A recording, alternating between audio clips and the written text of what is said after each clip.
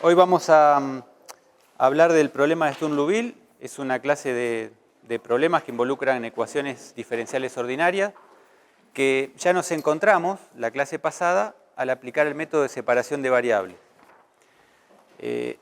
La clase pasada planteamos el problema de Dirichlet, después nos quedamos con un problema particular de Dirichlet, donde a sus ecuaciones las llamamos A, B1 y B2.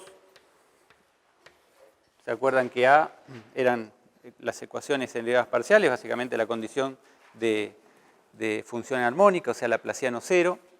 B1 y B2 eran condiciones de borde, B1 eran homogéneas y B2 la condición de borde no homogénea.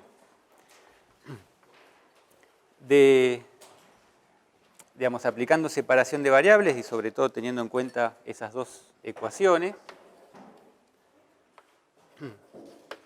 de separación de variables, lo que obteníamos era el siguiente problema.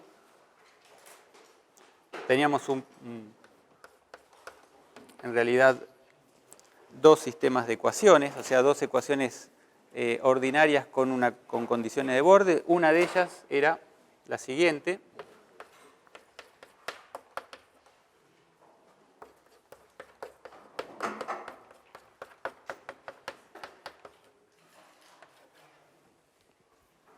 ¿Sí? Teníamos una ecuación diferencial con una condición de borde, donde las incógnitas, vamos a decir, entonces esto es una EDO más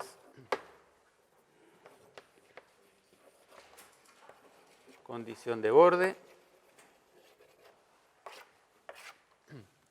y las incógnitas son la función x y el número lambda que aparece ahí, ¿no?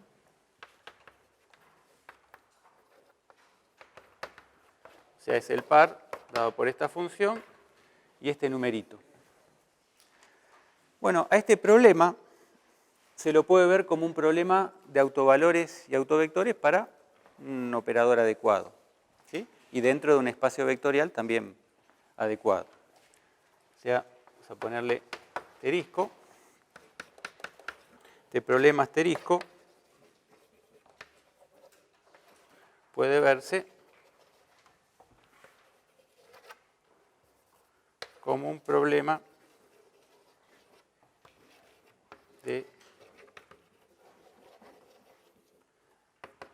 autovalores y autovectores.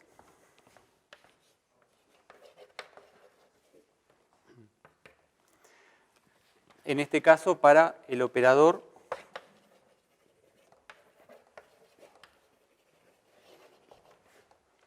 L, tal que L de U, o sea, un operador que toma una función y lo deriva dos veces. Fíjense, el problema de autovalores asociado al operador L vendría a ser L de U igual a lambda U, ¿no es cierto? En este caso L de U es derivada segunda, o sea que es derivada segunda igual, o sea, la derivada segunda de una función igual a lambda por la función, ¿sí? O sea, esto lo puedo ver como un problema de autovalores y autovectores. En un espacio de funciones, digamos así, en el espacio de funciones, por ejemplo, clase C2 en algún intervalo, tal es que U de 0 igual a U de pi igual a 0. ¿Está bien? O sea, el método de separación de variables da lugar a este tipo de problemas que, bueno, vamos a estudiar hoy con un poquito más de generalidad. En este problema particular, las soluciones que obtuvimos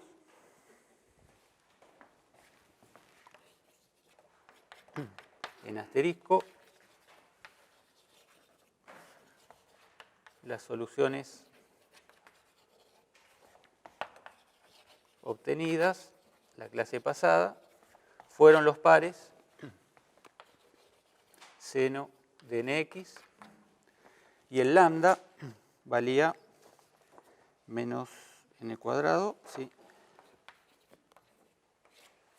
¿No? Estas fueron las soluciones y lo interesante es que el conjunto de funciones que obtuvimos como solución me dan una base ortonormal del espacio de funciones en el que estoy trabajando. Y bueno, esto va a ser, va a ser así en general.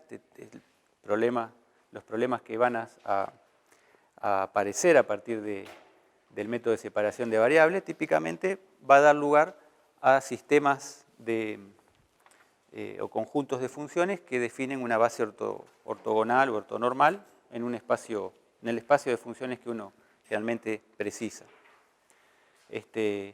Así que, bueno, vamos a darle nombre a esos problemas.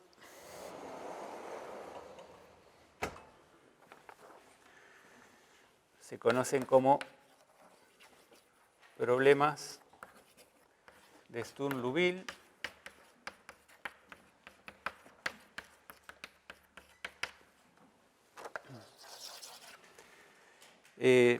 La incógnita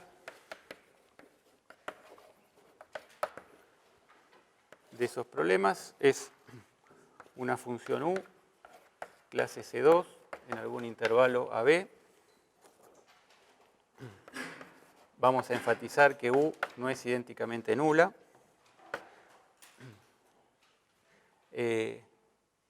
Bueno, la incógnita entonces en realidad es un par, es una función y es un número.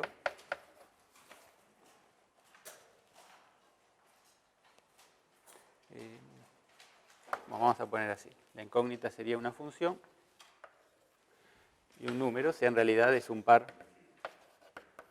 u lambda dado por estas cosas. Y los datos del problema son funciones ABC, clase C1,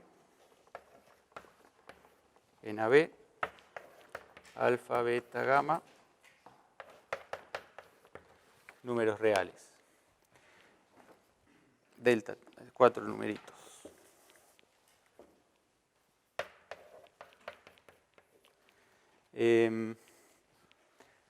Cuando, bueno, lo había mencionado en la clase pasada, cuando uno dice que una función es clase CR, lo que sea, en una región que no es abierta, ¿sí? Lo que significa es que es clase CR en una región abierta que la contiene, ¿sí? Acá estaríamos pensando que, bueno, esto está... Igual en este caso basta con que sea clase C2 en el abierto AB, pero bueno, ya que estoy lo digo. Cuando uno, en este caso lo que estaríamos diciendo que es clase C2 en un conjunto abierto que contiene AB. ¿Sí? O sea que en realidad está definida en un conjunto un poquito más grande y ahí es clase C2. Bueno.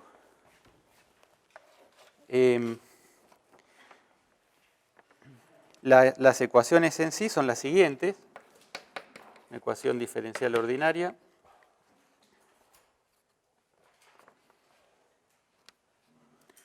Sería L de U igual a lambda U con L, alguna transformación lineal de estas funciones. O sea, L es, ahora voy a escribir la forma. Con L de la forma L aplicado a nu me da una función X, que en X vale A de X, U2' de X, B de X, su prima en X.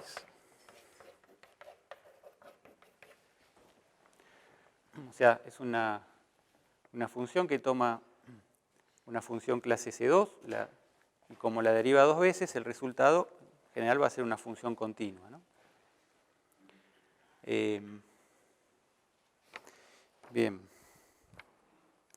esa es la ecuación diferencial ordinaria, o sea, el equivalente a la ecuación ahí, x2' menos lambda x igual a 0. Y después, condiciones de borde de distinto, que pueden ser de distinto tipo. A ver, acá me van a entrar un par. Un tipo de condición de borde, siempre homogéneas, o sea, algo igualado a 0. Un tipo de condición de borde son las que vamos a llamar regulares. Para esto necesitamos que A sea distinto de 0 en todo el intervalo AB. Y están dadas por combinaciones lineales de los valores de la incógnita y su derivada en cada uno de los extremos. Combinaciones lineales que le vamos a pedir que sean 0.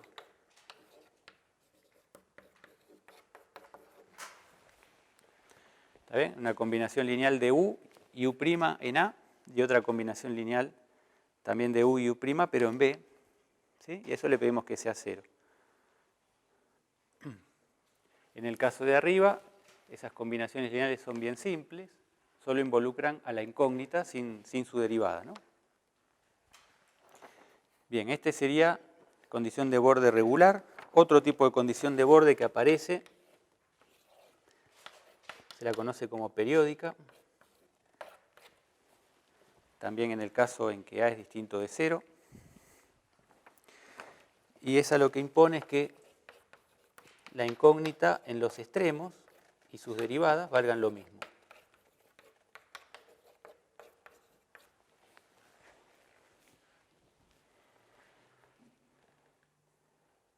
Esta es...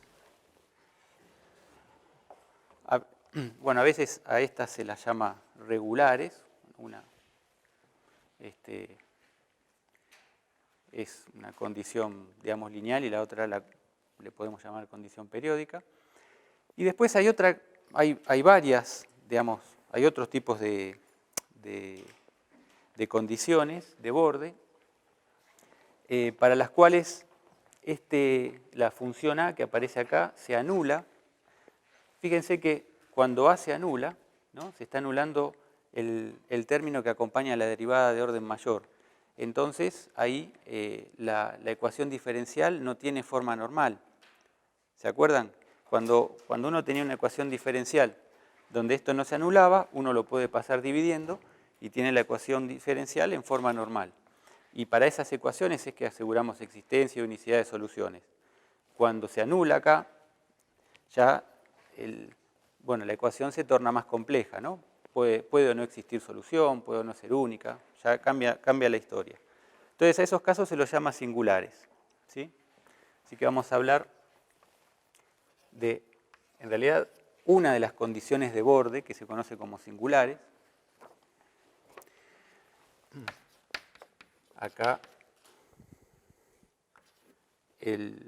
vamos a suponer que la función A se anula en uno de los extremos. Para que sea singular tiene que pasar eso o que algunas de estas funciones no sean de clase C1. ¿Sí?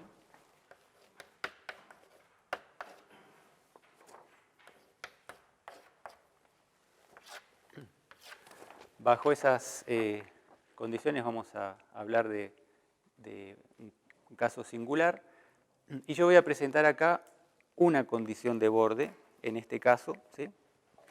Que es la que más vamos a usar, por eso nos concentraremos en esta. Y la condición es que U sea acotada, por supuesto en los bordes. Bueno, esto en general, U acotada en todo, vamos a ponerlo.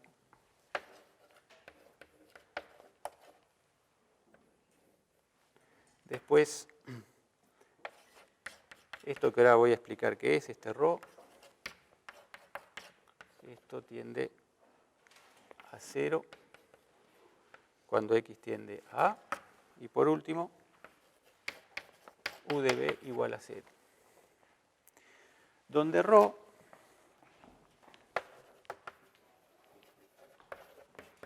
de x es esta función.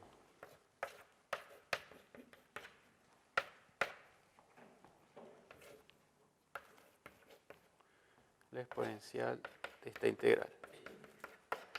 Por esta integral me estoy refiriendo a una primitiva, ¿sí?, de esta función. ¿Ah? Bueno, esto en principio, esta ρ está definida en AB. ¿Sí? Y esta condición, así por caprichosa que parezca, digamos, en parte es la que necesito para que se cumplan una serie de propiedades que vamos a enunciar enseguida, pero además aparece en las aplicaciones, ¿sí? En los problemas que vamos a resolver, estas condiciones son naturales, y bueno, ya lo vamos a ver en ejemplos. Entonces, si tenemos un problema de este tipo, ¿no?, tipo autovalores y autovectores, con alguna de estas condiciones de borde, lo que se puede mostrar es que se cumple lo siguiente.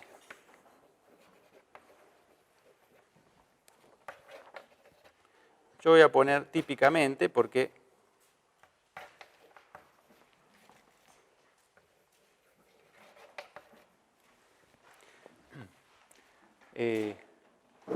para no entrar en detalles precisos, digamos, de las hipótesis, pero en el caso, bueno, en estos casos particulares lo que voy a decir es estrictamente cierto, pero bueno, como para tener un resultado, vamos a pensar que en los casos que nos toque resolver a nosotros en el curso, estas cosas se van a cumplir, ¿sí?, lo que viene ahora. Entonces puede verse que, y esto pueden ir a este libro,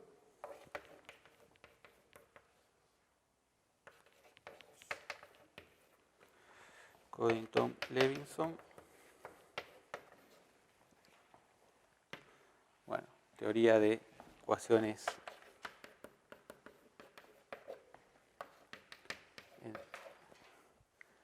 diferenciales ordinarias. Y lo que uno puede decir es lo siguiente. O sea, recuerden lo que había dicho sobre los pares de soluciones que obteníamos en ese caso, ¿no? Las funciones que nos aparecen acá definen un sistema ortonormal, más aún una base ortonormal. Así que bueno, eso es lo que va a pasar en general. O sea, en primer lugar,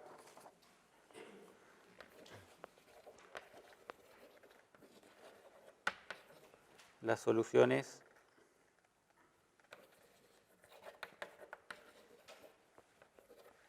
contienen un conjunto numerable. O sea, dentro de sus soluciones vamos a tener estos pares, phi sub n, lambda n,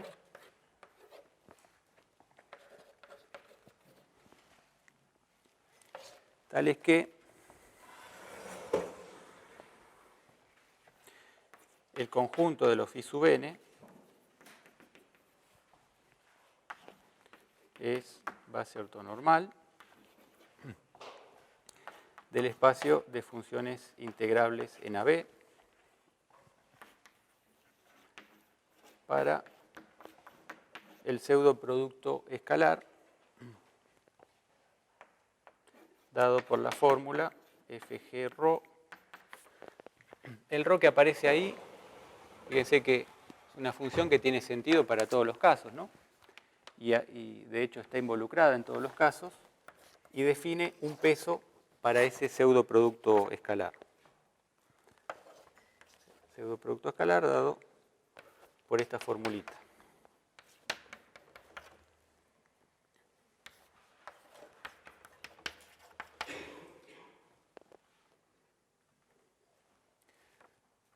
Bueno, eso quiere decir, o sea, que sea una base ortonormal. ¿Se acuerdan que quería decir?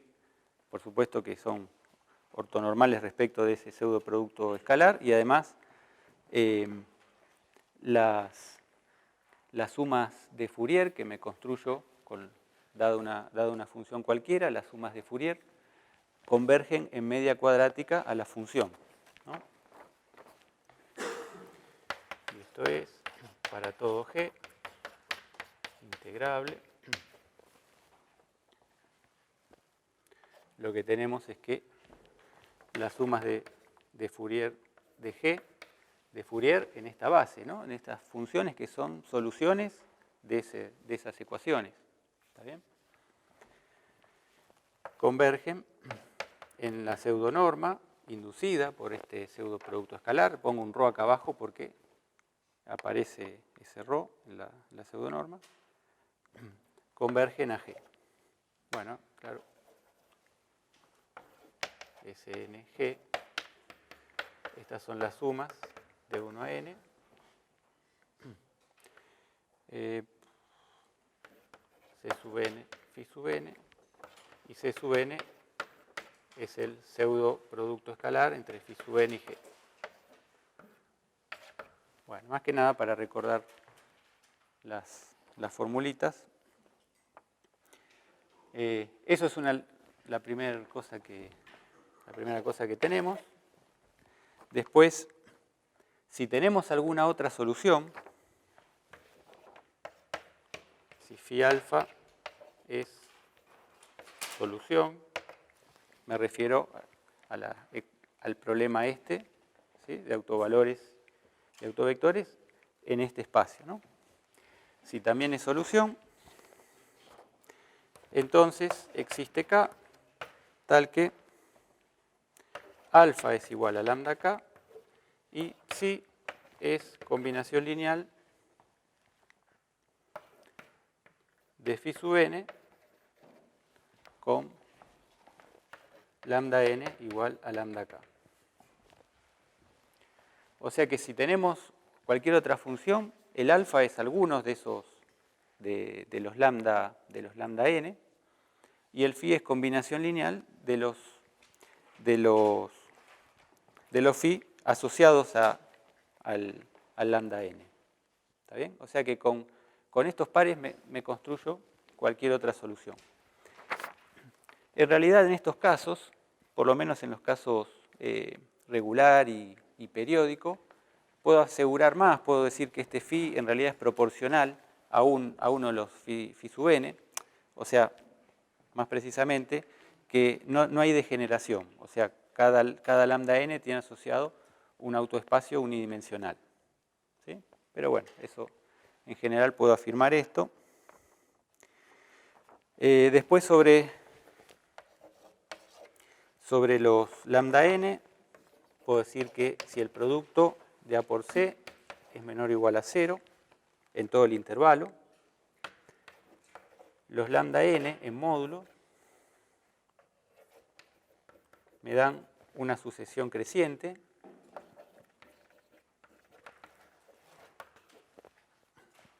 que tiende a infinito.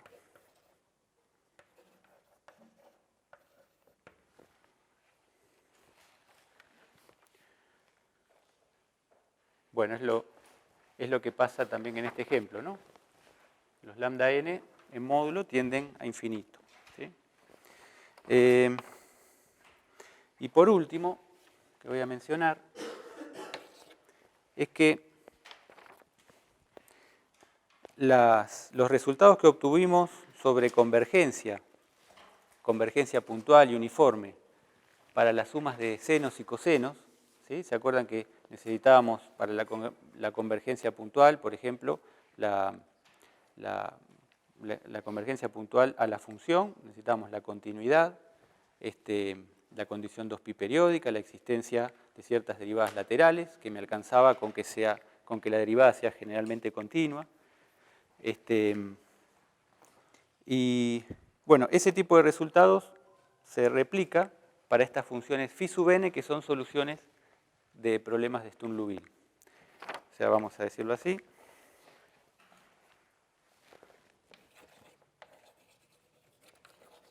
se cumplen resultados de convergencia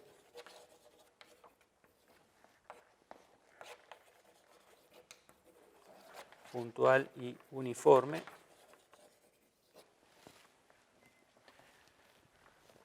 sigo acá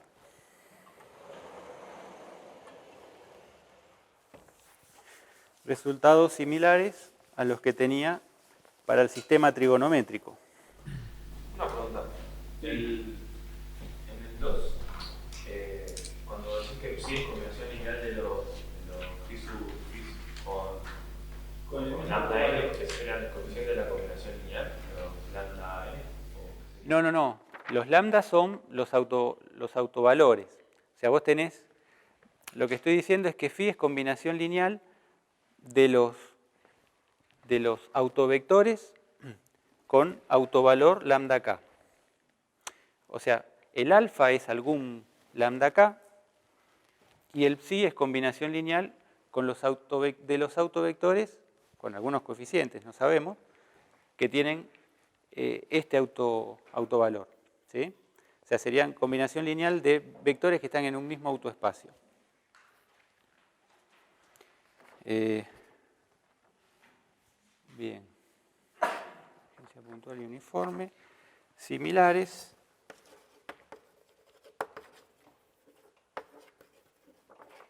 A los que conocemos para el sistema ortogonal T. Por ejemplo,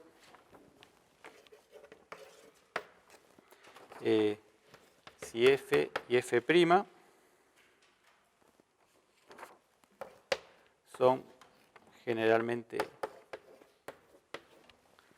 son funciones generalmente continuas a trozos, entonces la suma de Fourier para el sistema ortogonal que sea solución del problema de Sturm-Liouville cumple con esto.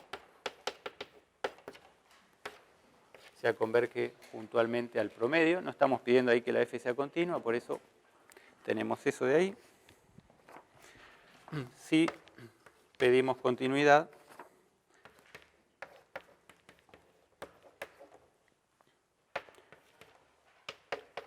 y dejamos la condición de generalmente continua para la derivada, ahora además tenemos convergencia y le pedimos a la f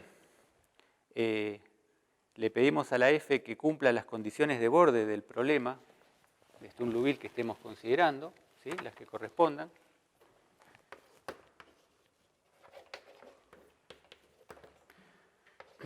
Esto es el análogo a pedirle, en el caso del sistema trigonométrico, pedir que la función de borde, que la función valga en pi y en menos pi lo mismo, o que sea, digamos, 2pi periódica, que la extensión 2pi periódica sea continua. ¿Sí? Este sería el análogo a eso. Entonces, en ese caso, la convergencia es uniforme.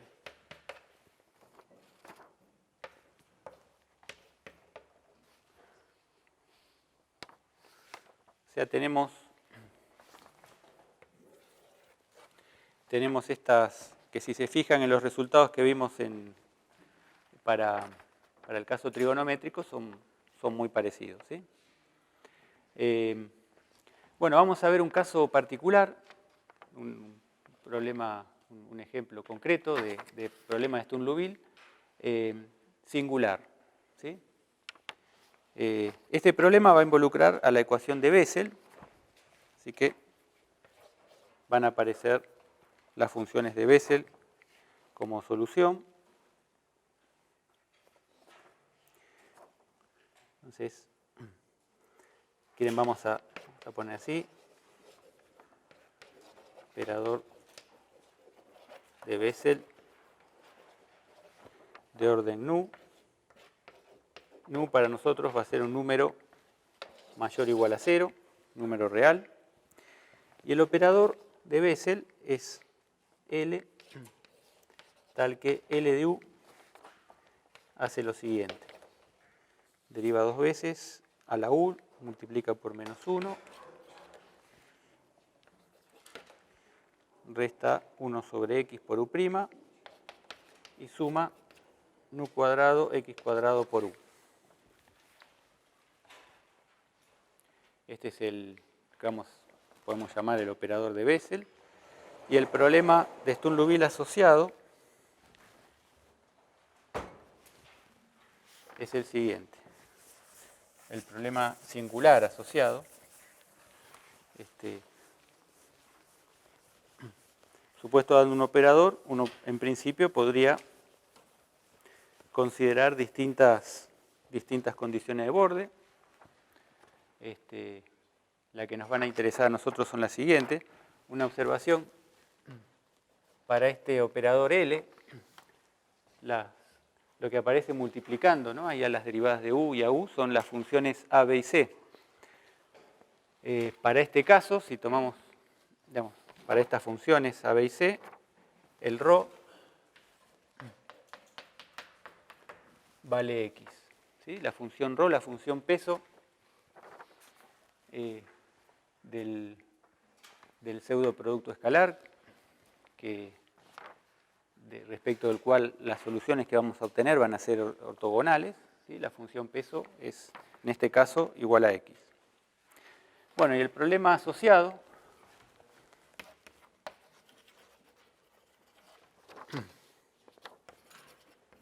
Sturm-Liouville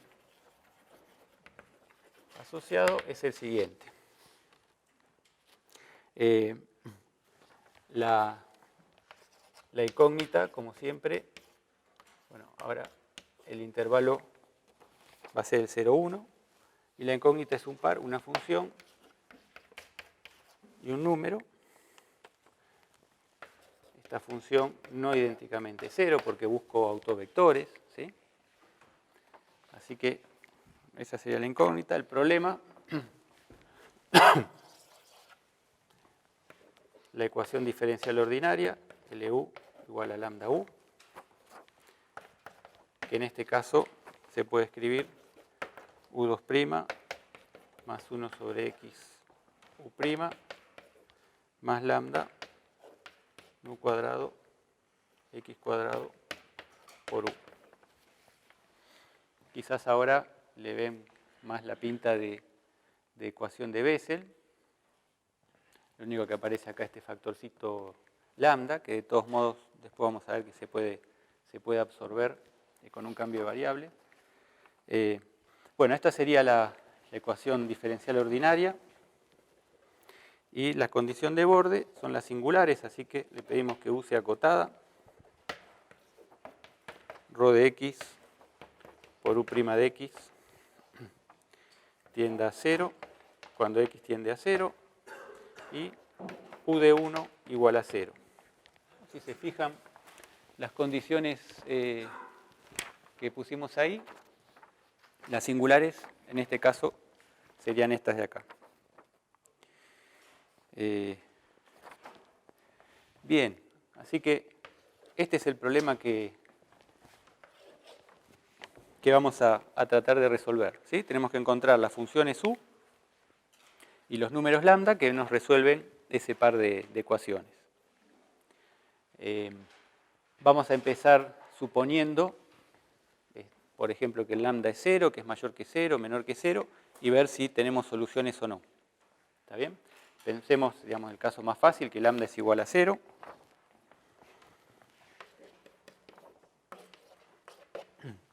En este caso, la ecuación diferencial se reduce a esto.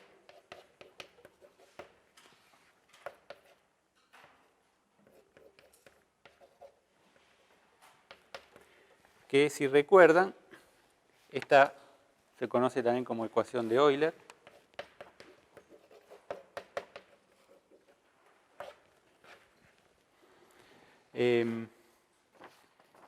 La resolvimos en Matemática 1. Vamos a considerar dos casos uno en el que nu es igual a 0, ¿sí? Y el que nu es distinto de 0 porque tiene las soluciones bien distintas. Así.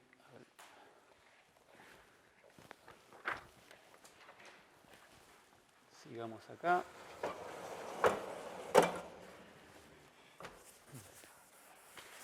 Si nu es igual a 0, me desaparece este término. Acá puedo hacer reducción del orden, ¿sí? Es fácil resolver en ese caso. Entonces, primer caso,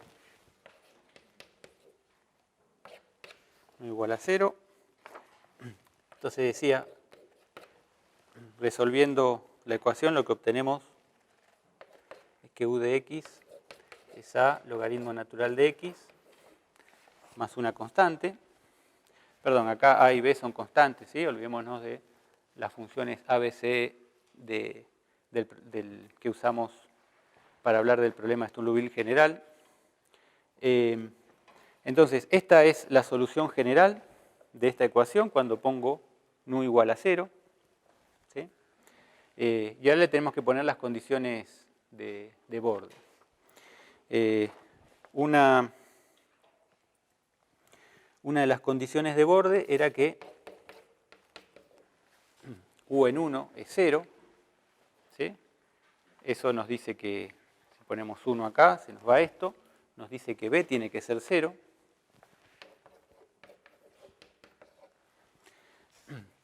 Y ahí nos queda, bueno, la otra condición sería esta. ¿Se acuerdan que el ρ valía x? Así que sería x por la derivada de u, eso tiene que tender a 0.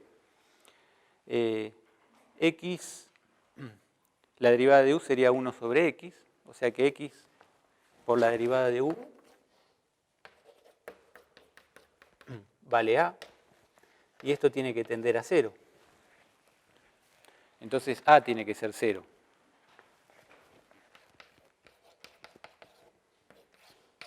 ¿Sí?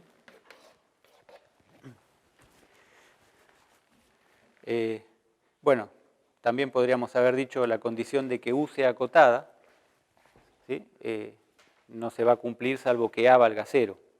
¿Tá? También por ese lado podríamos haber deducido que a sea 0. Así que tanto a y b valen 0, entonces la u tiene que ser idénticamente nula, por lo tanto, en este caso no tengo solución, ¿sí? No tengo solución distinta de 0, así que descartamos este caso. O sea, entonces u idénticamente nula. Así que lambda igual a 0, nu igual a 0, no me da solución. Veamos qué pasa si nu distinto de 0. Bueno, acá es el caso, digamos, bueno, un caso interesante de la ecuación de Euler, que ustedes ya resolvieron, y esta es la solución, u de x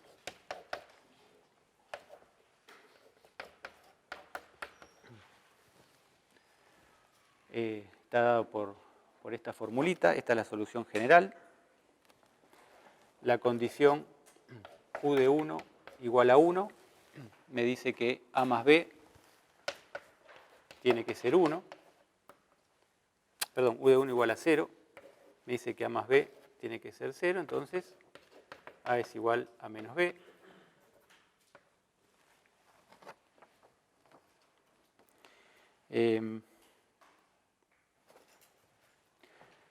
Entonces, u de x es igual a x a la nu menos x a la menos nu. Fíjense que cuando x tiende a 0, esta función no es acotada debido a este término. La única forma que sea acotada es que a valga 0. ¿Sí? Entonces, para que u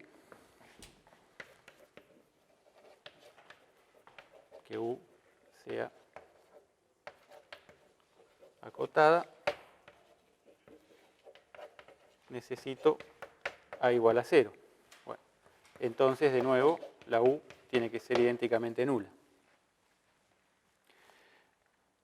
Bueno, esto me excluye la posibilidad de que lambda igual a 0 esté contenido en alguna de las soluciones. ¿Sí? O sea, lambda igual a 0 no va a ser parte de una solución. Así que, bueno, veamos qué pasa en el caso lambda menor que 0.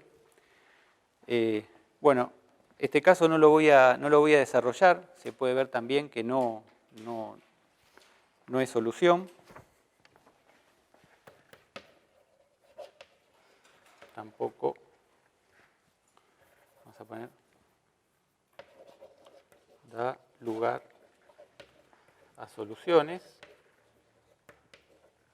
al menos no triviales. Sí.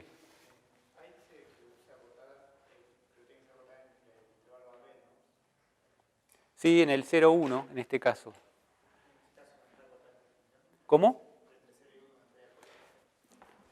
Porque en 0 diverge. ¿Sí? Tenés ahí el problema está justo en 0, así que la única forma que sea acotada es que matar esa divergencia, y bueno, es con A igual a 0. Bien, entonces, tampoco va a dar lugar a soluciones, y esto lo pueden ver en las notas de Javier, está desarrollado en la página 48. ¿Sí? En realidad lo que uno hace primero es analizar este caso. ¿Sí? Uno analiza el caso lambda mayor que 0. A partir de lo que se obtiene ahí, se analiza el otro caso y se prueba que no hay solución. Pero vamos a ver que para el caso lambda mayor que 0, sí. Bueno, para este caso, esta, digamos, es la ecuación que queremos resolver. Además de encontrar el lambda, queremos encontrar una solución U para esa ecuación. Lo que vamos a hacer es un cambio de variable. Definamos t igual a x por raíz de lambda, o sea, x igual a t sobre raíz de lambda. Eso da lugar a una nueva variable dependiente que vamos a llamar U tilde de t, que sería U de t sobre raíz de lambda. ¿Sí? Ese sería el U de x. Y en términos de U tilde, la ecuación que tenemos ahí se traduce en la siguiente. Vamos a llamar B sub nu, porque esto es lo que en matemática 1 llamamos la ecuación de Bessel de orden nu. ¿Sí? O sea, nos aparece exactamente esta ecuación. Sobre t, U' de t,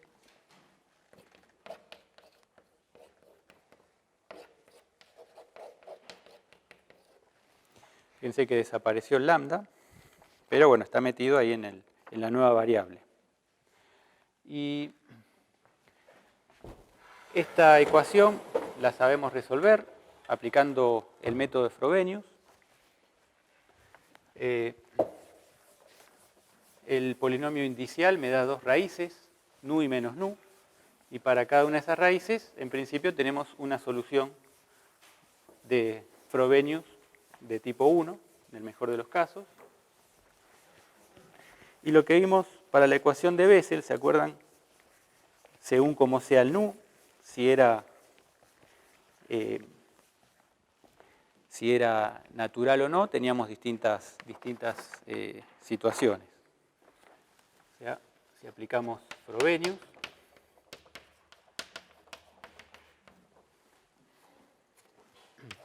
acá las raíces son más y menos nu, lo que obtenemos es, si nu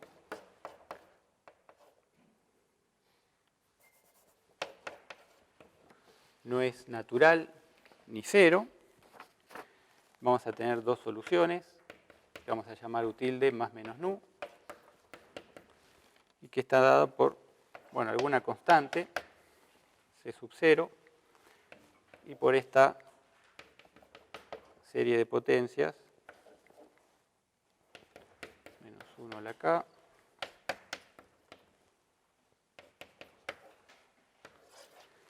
y acá me aparecía una productoria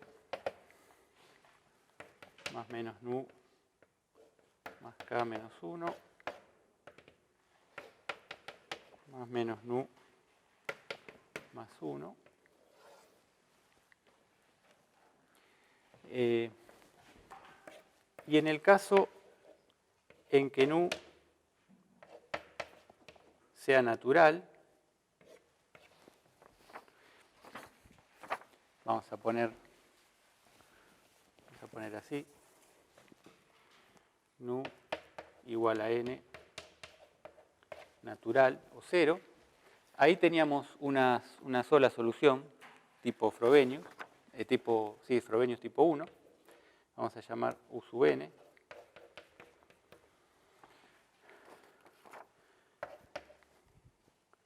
Vamos, que es alguna constante. O sea, uno podía calcular U sub n y U sub menos n, pero eran funciones proporcionales. Así que no son LI. Bueno, esto es lo que uno tiene.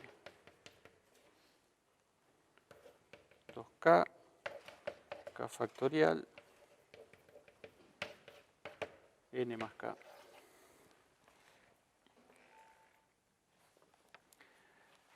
Bien, esto es lo que sabemos de mate 1.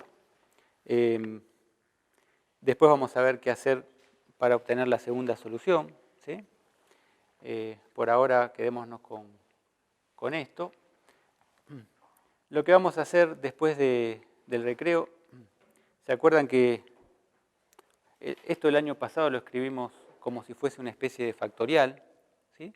Vamos a justificar hoy un poquito mejor por qué lo podemos escribir así. O sea, vamos a definir una función, se conoce como función gamma, que es como una especie de extensión del factorial a los números complejos. Y en términos de esa función vamos a poder unificar las expresiones, ¿sí?, de estas soluciones. Hagamos entonces un recreo de 15 minutos y después seguimos. Bueno, empiezo con una aclaración. Me hicieron notar, acá había puesto U en lugar de U tilde, ¿sí? Corrijan eso. Bien, vamos a definir entonces esta función.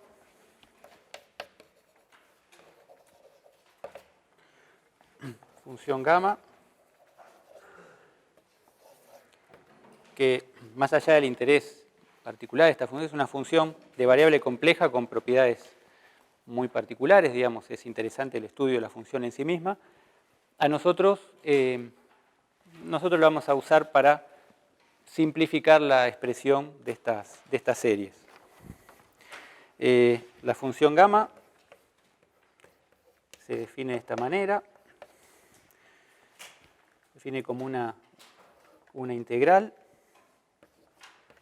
de 0 a infinito e a la menos t a la z menos 1. Fíjense, para cada número complejo, z, imagínense que escriben esta integral, ¿sí? Eso nos da un número complejo. Esta integral, en principio, está definida para el semiplano de los reales positivos, ¿sí? Pero se puede extender analíticamente. Digamos, esta es una función holomorfa en el semiplano de los reales positivos. Se puede extender analíticamente a todo el plano complejo, salvo los puntos de la recta real dado por los naturales, por los enteros negativos. ¿Está bien? O sea, es una función, digamos, holomorfa, casi una función entera, salvo que tiene polos simples en los enteros negativos. ¿Está bien? Entonces, digamos, es holomorfa en C menos estos n. Vamos, si no.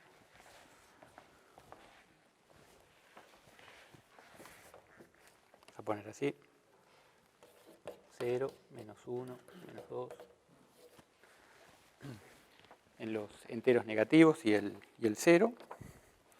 En realidad la formulita solo vale para los reales positivos, o sea, el semiplano de los reales positivos, esta fórmula, pero bueno, se puede extender de manera analítica a todo el plano, salvo esos puntos. Bueno, una de las cosas interesantes de esta función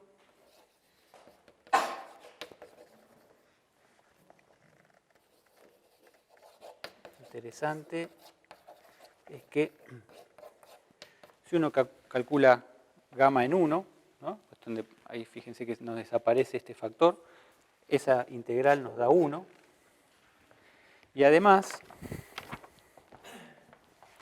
otra cuenta que pueden hacer es que el gamma en z más 1 es igual a z por gamma de z. ¿Sí? Eso es una cuenta que se puede hacer fácilmente. Por lo tanto, si calculamos el gamma en n más 1, esto nos da n factorial. Voy a hacer una cuentita en un caso para que se vea. Fíjense que si hacemos gamma de 4, gamma de 4 vendría a ser, o sea, donde dice, si acá pongo 4, esto sería 3 más 1, ¿no? Así que tengo que poner 3 y 3 acá. Gamma de 4 sería 3, gamma de 3. Ahora, gamma de 3 vendría a ser 2 veces gamma de 2. Entonces dejo el 3, pongo 2, gamma de 2. Gamma de 2 sería, esto sería 2 gamma de 2. Esto sería 1 gamma de 1, que vale 1. O sea, esto es 3 por 2 por 1, o sea, 3 factorial, ¿no? Una demostración similar, o uno lo puede demostrar inductivamente para n.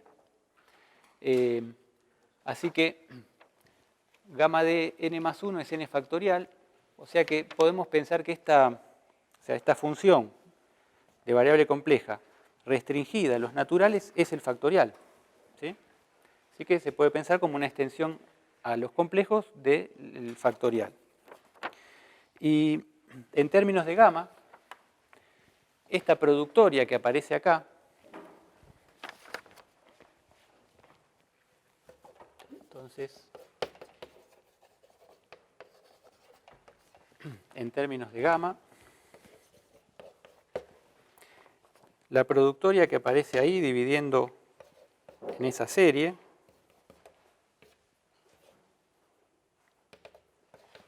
más o menos, se puede ver que es la función gamma en este punto y me sobra un factorcito que tengo que dividir.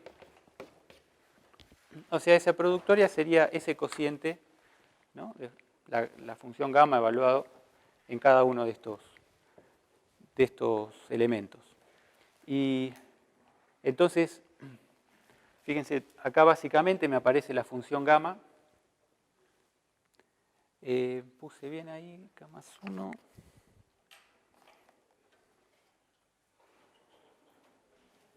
Perdón, acá empieza de más menos nu más k, ¿sí? La serie, corrijan eso.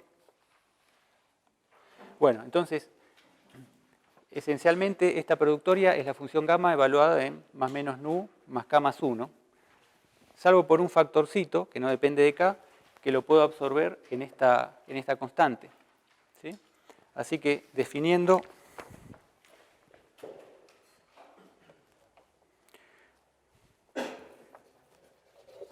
luego, si definimos esas constantes C0 más menos,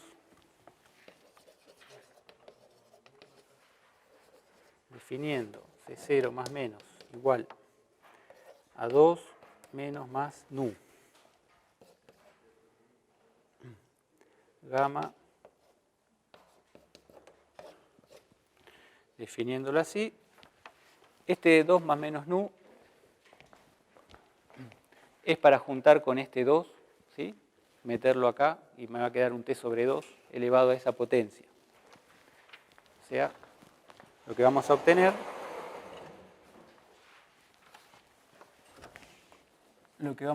es el u tilde más menos en t. Bueno, lo voy a poner después. Esto va a ser entonces suma de 0 a infinito menos 1 a la k, t sobre 2, 2k más menos nu, k factorial, gamma más menos nu, más k más 1. Y a esto es a lo que vamos a llamar la función de Bessel de orden más menos nu, ¿sí? O sea, la función de Bessel es una solución de las funciones de Bessel son soluciones de la ecuación de Bessel con una cierta normalización, ¿sí? Esta es la normalización que se suele tomar para llamarle a esa función j. Bueno, esto en el caso en que nu no sea entero, y en el caso en que lo sea, el u tilde n, la suma, 0 infinito, menos 1 a la k, t sobre 2 a la 2k más n, k factorial, y acá en lugar del factorial de n más k podemos poner gamma de n más k más 1. Fíjense que las expresiones me quedaron entonces idénticas, ¿no? Si yo reemplazo acá más menos nu por n. Bueno, y esta es la que vamos a llamar la Jn de t. Recuerden que con el método de Frobenius, uno lo que tenía para la raíz mayor, ¿no? Uno consideraba las dos raíces, la que tenía parte real mayor, para esa seguro tenía una solución tipo 1. Y para la otra dependía de cómo era la diferencia entre esas raíces. Para este caso, como no pertenecen a los naturales, la diferencia no tiene problema. Y en este caso íbamos a tener solamente una solución, por eso escribí una sola solución. ¿Está? Una sola solución de tipo 1. Así que la otra la tenemos que buscar por el método de la segunda solución. Pero en realidad lo que vamos a hacer es un procedimiento un poquito distinto. Antes de pasar a eso, bueno, digámosle,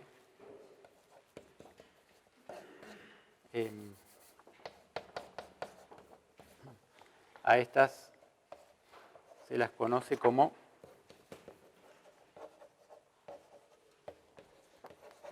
funciones de Bessel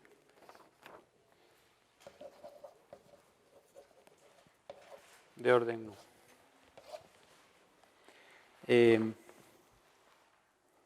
Antes de ver, digamos, el tema de la dependencia lineal, de construir una segunda solución, analicemos un poco cómo son estas series, ¿sí? O mejor dicho, lo que voy a hacer es describir más o menos gráficamente cómo se comportan, ¿sí? No a partir de mirar esta serie, digamos, sino es algo que van a tener que creer, ¿sí? El punto es que si uno... Las funciones de Bessel, la función gamma, digamos, hay toda una clase de funciones, son funciones no tan conocidas, ¿no? Entonces entran dentro del paquete de lo que se conoce como funciones especiales. Ahora, una función no es conocida en la medida que uno no la investigue, pero cuando uno la va investigando, va conociendo propiedades, empieza a ser tan conocida como las funciones seno, coseno, seno hiperbólico, ¿sí? O sea, uno De hecho, además uno cree que conoce mucho las funciones que dice conocer, pero vamos a ver que con lo que les voy a contar en esta clase van a terminar sabiendo más o menos sobre las funciones de Bessel, más o menos lo mismo que saben sobre las funciones trigonométricas, ¿no? Además de algunos ejercicios que van a tener que hacer en la práctica, ¿sí? Pero bueno, veamos cómo son estas funciones más o menos gráficamente, ¿sí? A ver, vamos a poner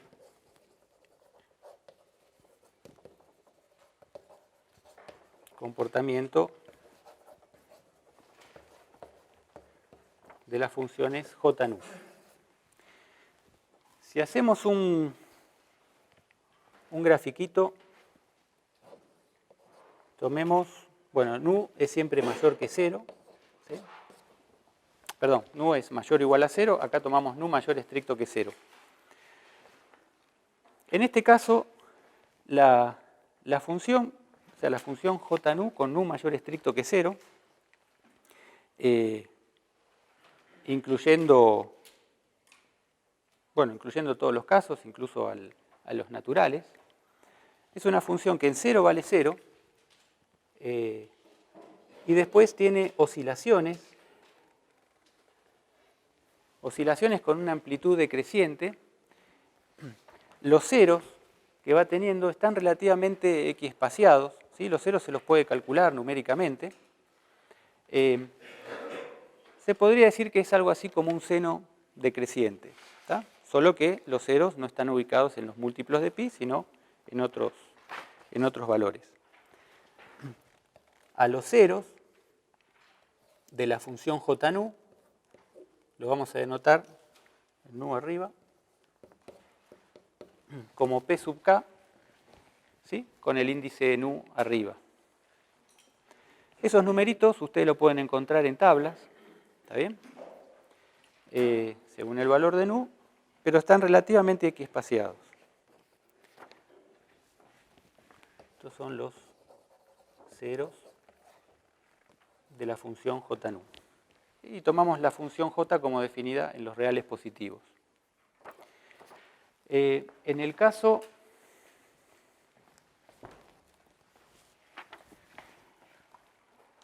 a ver, entra acá, vamos a poner acá el caso de la función j0. En este caso la función en 0 vale 1 y después tiene un comportamiento similar. O sea, j-nu con nu mayor que 0 vale 0 porque fíjense, acá sale un t a la nu, ¿no? Cuando nu es mayor que 0, el signo no está, sale un t a la nu que en 0 se anula, si nu mayor que 0, ¿está bien? Si nu es igual a 0 no tenemos ese factorcito. Y cuando nu es menor que 0, ahí lo que nos sale de la expresión es un t a la menos nu, que eso diverge en 0. Entonces, en el caso de j menos nu, nu mayor que 0, ahí lo que tenemos es que en 0 diverge y después vuelve a tener un comportamiento más o menos similar.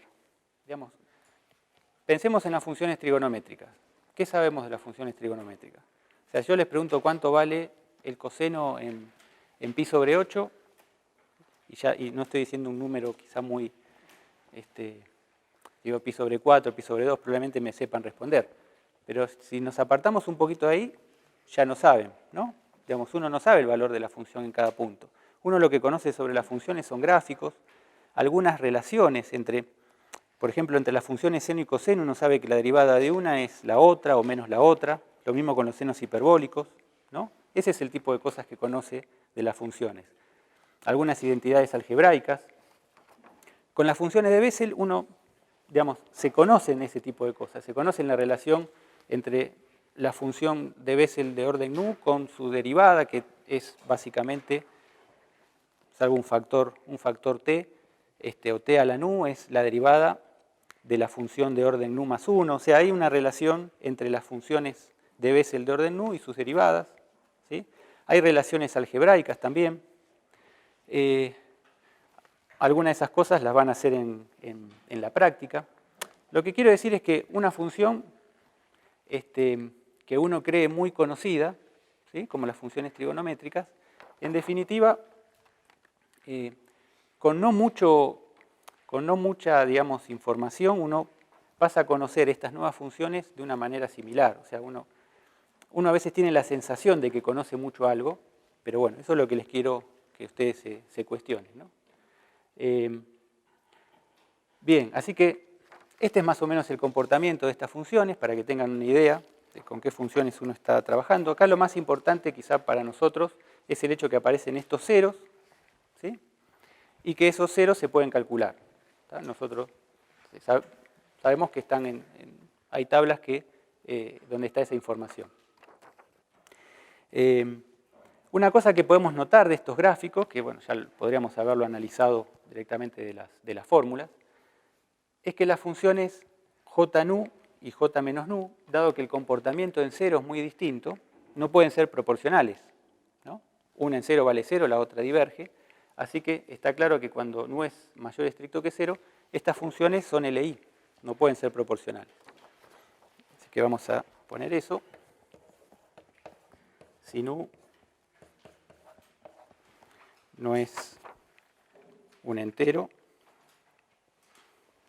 entonces el par de funciones j nu, j menos nu, es un conjunto LI. Como decía, se ve del comportamiento en t igual a 0.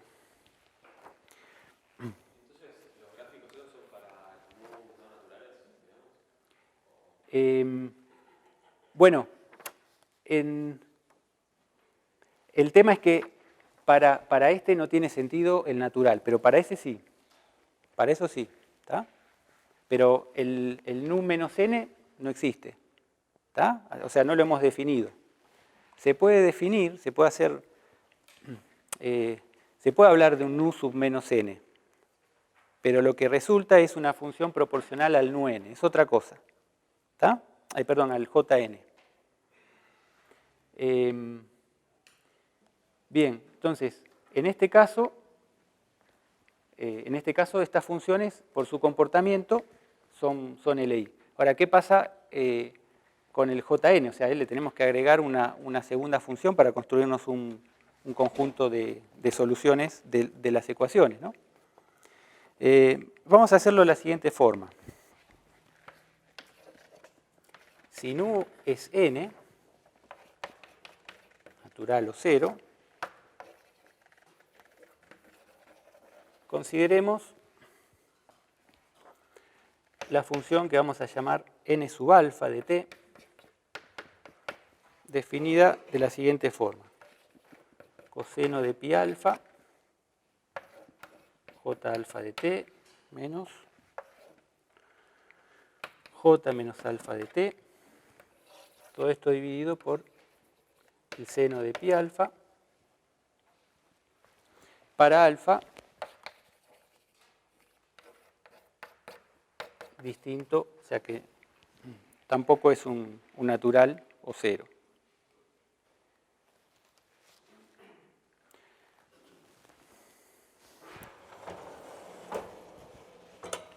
Bien. Le puse alfa en lugar de nu porque puede traer alguna confusión, pero bueno, a estas funciones se las conoce como funciones de Bessel de segunda especie, de orden alfa, ¿sí? O funciones de Neumann. Ahora lo voy a escribir. Fíjense que como aparece, como les digo, esto lo llamé alfa, lo pueden llamar nu, ¿sí? Como aparece el j menos alfa, esto en cero diverge, o sea que esta es una función que en cero es divergente, ¿sí? Fijando el alfa, ¿no? Bien, entonces Esperen, termino de escribir acá.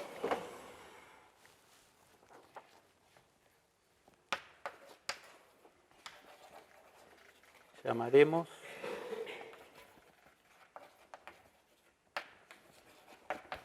función de Bessel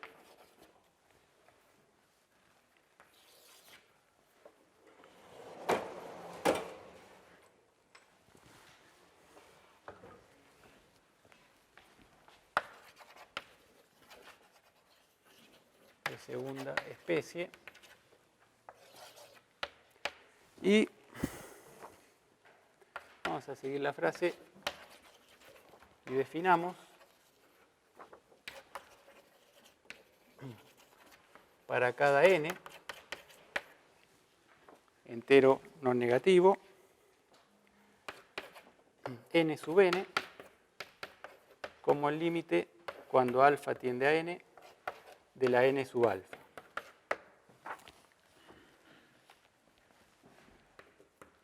O sea, fíjense, estamos definiendo una función para cada alfa, estamos definiendo esta función en términos de los j con el nu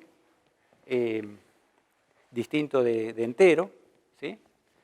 Y estamos ahora tomando el límite hacia un entero. En el caso, si consideramos solo la función de Bessel, ese límite no existe, pero para la función, por lo menos para esta parte, ¿sí? Para esta función de Bessel, pero esta combinación lineal sí tiene, digamos, ese límite sí existe. Fíjense que acá este seno se va a 0, pero bueno, se compensa con el 0 que tendríamos arriba. ¿Está bien? Bueno, se puede ver que este límite existe.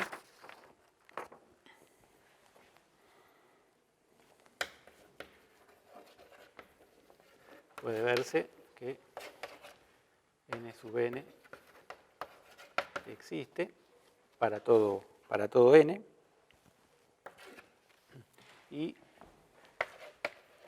que es solución de la ecuación de Bessel de orden n. O sea, para la ecuación de Bessel de orden n teníamos la jn y nos faltaba una solución. Bueno, se puede ver que eso de ahí es solución. Y además es una solución por su comportamiento, se puede ver que es una solución linealmente independiente con el jn. ¿Sí? Por supuesto, todo esto habría que mostrarlo, ¿no? La existencia de este límite, pero justamente esto lo comento más por completitud porque estas funciones no van a aparecer demasiado en las aplicaciones. ¿Está? Bien, entonces solución de beta n más aún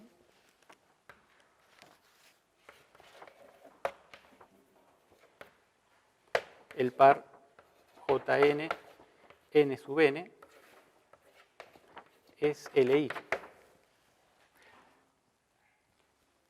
Lo que se puede ver en general, si yo considero la función j nu y la función n sub nu, también van a ser LI, ¿no? Fíjense que acá esto es una combinación lineal, cambien alfa por nu. Esta es una combinación lineal que involucra al j nu y al j menos nu. J menos nu multiplicado por algo distinto de 0. Entonces, en general,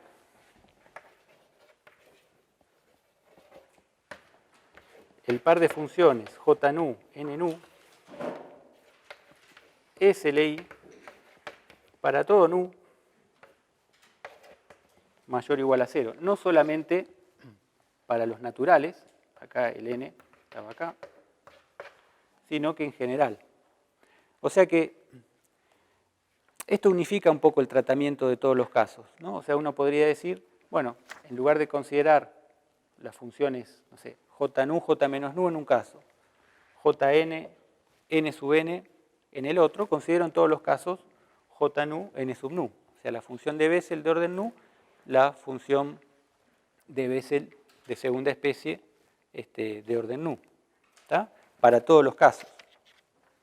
Así que vamos a considerar que la solución general, no sé si quedó en algún lado, bueno, la ecuación general de la solución general, perdón, de la ecuación de Bessel de orden nu, vamos a considerar que es una combinación lineal de estas dos funciones.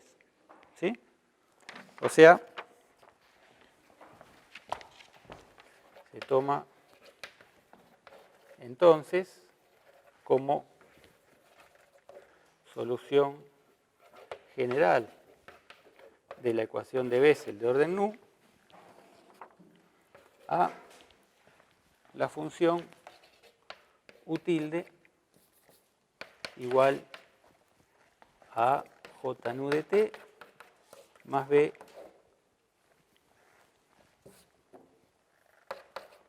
n nu de t.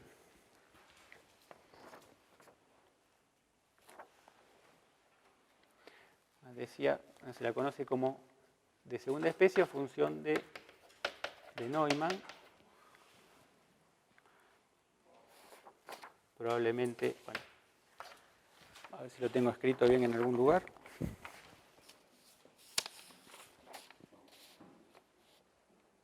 No, va con una sola n.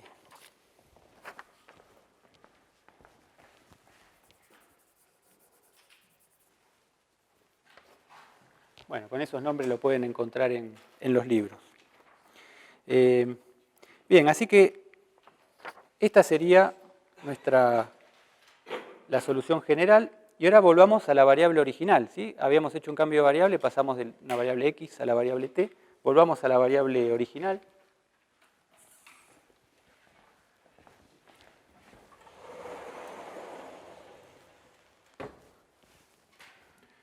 La función de la variable x, a la función le llamamos u en lugar de u tilde. Podemos decir entonces que u de x sería a j nu raíz de lambda x más b n sub nu raíz de lambda x. Ahora, esto resuelve entonces la ecuación diferencial ordinaria, ¿no? Esta sería la solución general de la ecuación diferencial ordinaria del problema de Sturm-Liouville asociado al operador de Bessel de orden nu. Ahora falta imponer las condiciones de borde. Una de las condiciones de borde era que la función sea acotada en el intervalo, bueno, en el caso que consideramos era el 0, 1. Ahora, la función de Neumann no es acotada en ese intervalo porque contiene un término que no es acotado. ¿Sí? Entonces, la constante b la vamos a tener que, digamos, esta sí es acotada, ¿está bien? Ese es el comportamiento que tiene. En cambio, esta no, porque tiene una divergencia en 0. Entonces, la condición de acotación que le ponemos, n nu de t tiende a infinito, cuando t tiende a 0,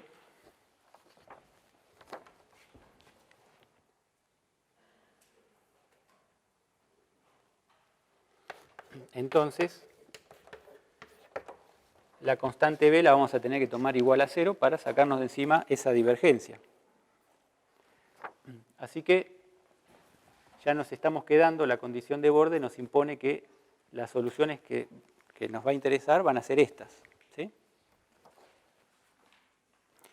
Bien. Hay casos en que esta condición no aparece, entonces la función de Neumann sí se tiene que considerar. ¿Está? Pero bueno, nosotros pusimos esa condición, así que nos desaparece la función de Neumann. Por otro lado,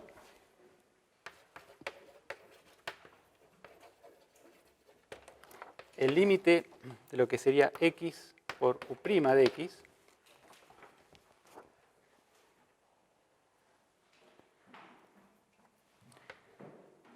o sea, tendríamos que evaluar x por la derivada de la función j nu en raíz de lambda t, ¿no? X, perdón. Esto tiene que tender a 0 cuando x tiende a 0, ¿no? Bueno, y lo que van a ver en uno de los ejercicios de la práctica, se los pongo entre paréntesis. Bueno, pongo esto debe tender a 0 cuando x tiende a 0. Dado que se cumple esta relación entre las funciones de Bessel y sus derivadas, esta es una relación entre la derivada de una función de Bessel y las funciones de Bessel, ¿no? De distintos órdenes. Es lo que le decía, es como la relación que tienen ustedes entre la derivada del coseno y seno y coseno, ¿no? La derivada del coseno es menos seno, es fácil esa relación. Bueno, acá es un poquito más complicada. Fíjense, esto es lo que me dice, o sea que es lo que tengo acá básicamente, ¿no? X por la derivada, salvo por un factor, por la derivada de la función de Bessel de orden nu. Bueno, esta cosa es proporcional a esta. Acá estamos considerando nu mayor estricto que 0, ¿no? Así que, si nu es mayor que 0, ya sabemos que cuando t tiende a 0, esta parte se va a 0. Y bueno, y esta también. ¿Sí? Incluso hasta tenemos un factor t ahí. Dado que tenemos esto, y esto lo van a demostrar en el ejercicio 3 de la práctica 2, entonces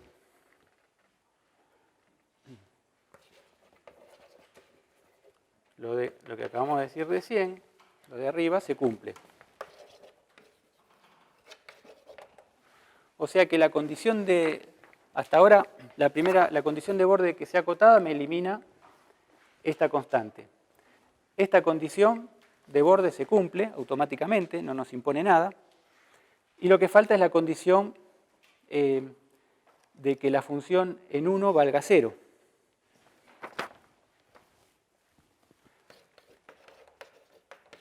Por último, u de 1 igual a 0 impone j nu raíz de lambda igual a 0.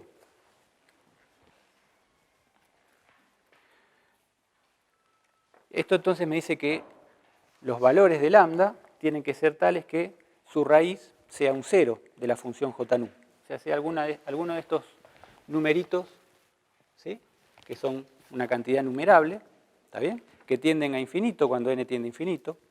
¿Sí? Entonces, eso es lo que me dice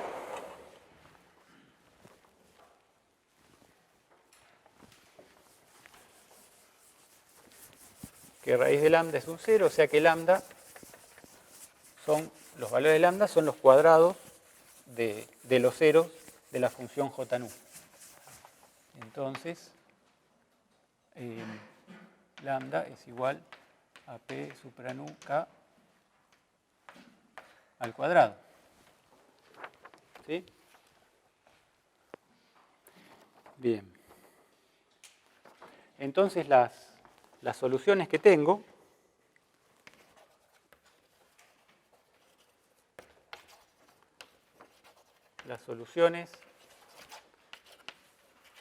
del problema de Sturm-Liouville serían los pares j nu, p supra nu k, x, p supra nu. ¿Sí? Estos serían, bueno, los phi k y estos los lambda k, ¿no? Si quieren ponemos estos pares con k natural. O sea, estos pares serían las soluciones del problema de Sturm-Liouville. Como problema de autovalores y autovectores, o sea, estos serían los autovectores del problema y estos los autovalores. ¿Está bien? Bueno, como estamos en las condiciones que habíamos impuesto sobre los problemas de Sturluville, sería un caso singular.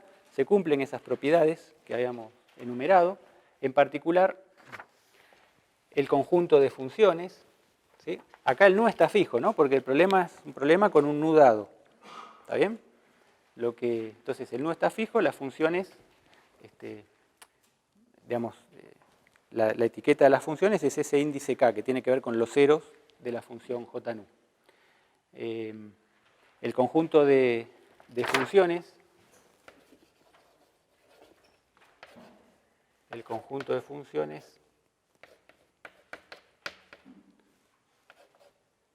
estoy escribiendo acá, podemos poner K, N, es irrelevante.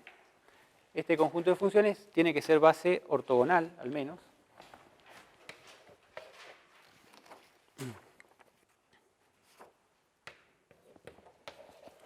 Del conjunto de funciones integrables en el intervalo 0, 1.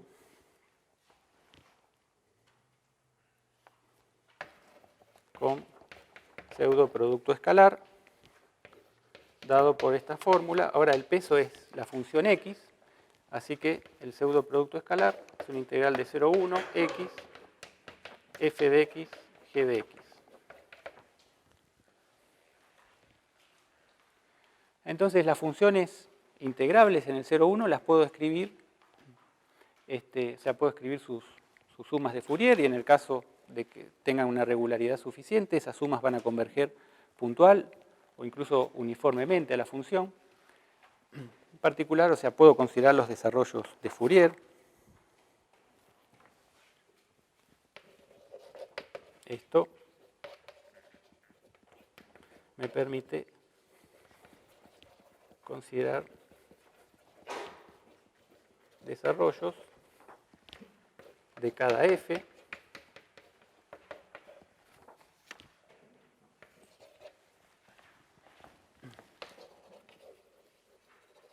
de la forma suma sobre k, ckf, j nu, p nu, k, t,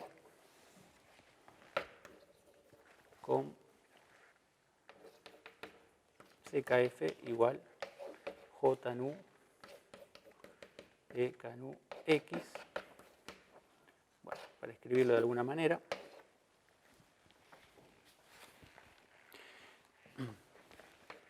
Dividido la pseudonorma de estas cosas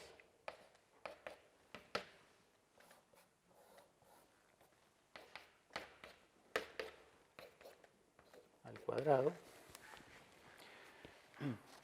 Bueno, y a estos desarrollos se los conoce como desarrollos, digamos, uno genéricamente le llama desarrollo de Fourier para ese sistema ortogonal, pero se le da el nombre particular de desarrollo de Fourier-Bessel.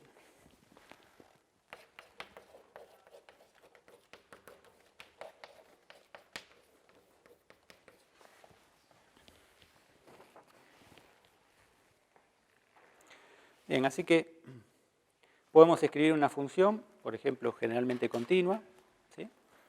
Como una suma, en lugar de senos y cosenos, como una suma de funciones de Bessel.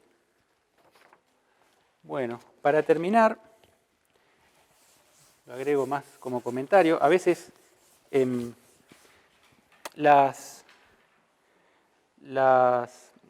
problema de Sturm-Liouville asociado al operador de Bessel aparece,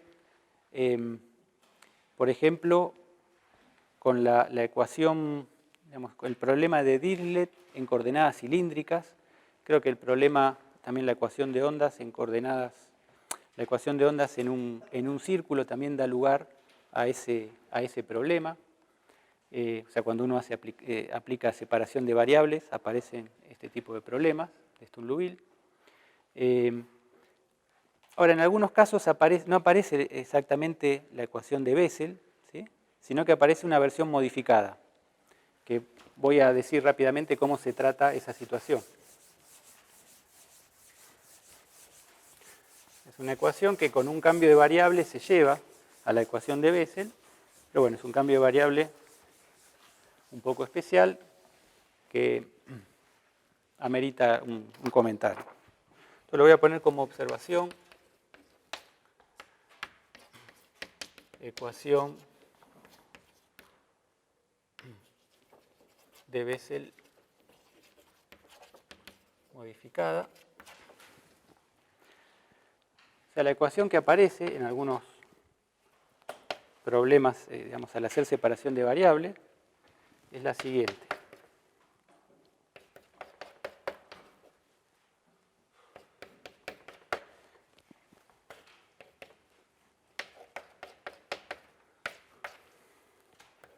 Es una diferencia mínima, pero bueno, ya cambia. Ya no es cierto que las soluciones sean las funciones de Bessel, ¿no? Fíjense que acá me aparece un signo menos en lugar de aparecerme acá. Pero si uno hace este cambio de variable, uno define E igual a I por T, Y igual a I por T, a lo que llega es a esta ecuación. Bueno, esto define una nueva función, que es la U de T, o sea, vamos a escribir así. Y de ahí sale que la ecuación que debe cumplir la U techo es exactamente la ecuación de Bessel.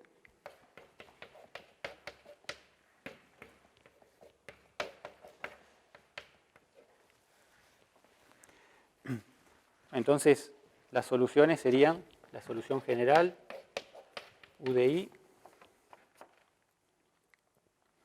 sería A J nu de I más B N sub nu de I. Entonces, en términos de la variable original, U de T viene a ser A J nu I por T más B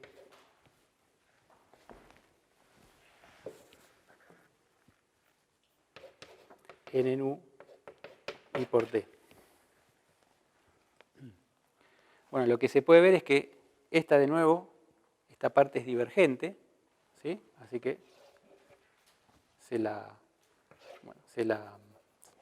no se la considera. Digo, en las condiciones de borde me va a sacar esta parte de la solución general.